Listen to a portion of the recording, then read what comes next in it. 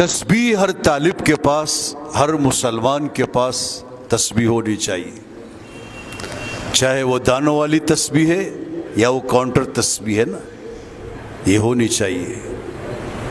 اس کے بارے میں کہتے ہیں التسبیحات ہی المذکرات، تسبیح جو ہے نا، تسبیح یاد دلاتی ہے، یاد کہ ذکر کرو۔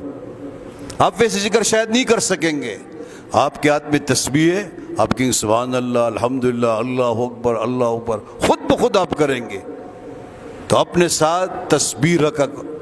اگر آپ کہیں گے لوگ ہمارا مذاق اڑائیں گے، لوگ کہیں گے ریاکار ہے، دکھلاوا، نام نمود اس کے اندر ہے، آگ لگاؤ ان باتوں کو۔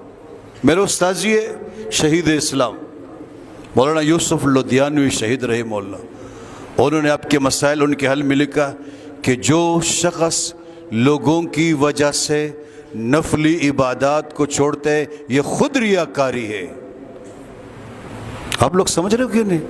مثلا آپ اشراق کی نماز پڑھتے ہیں، آپ کے گھر میں مہمان آ گئے، آپ کے گھر یار میں اشراق پڑھوں گا، یہ کہ یہ مجھے دکھا رہے، آپ چاش پڑھ رہے، آپ اوابین پڑھ رہے، آپ تہجد پڑھ رہے، آپ تسبیحات پہ رکھے ہوئے تھے اور آپ ذکر کرتے، کوئی آپ نے جیب میں ڈال لی کہ مجھے آگ لگاؤ، یہ خود ریاکاری ہے، کرو ان کے سامنے۔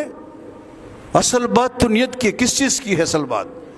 آپ کی نیت اللہ کا ذکر ہے، آپ کی نیت نفلی عبادت ہے، آپ تو تسبیح کا اہتمام کرو۔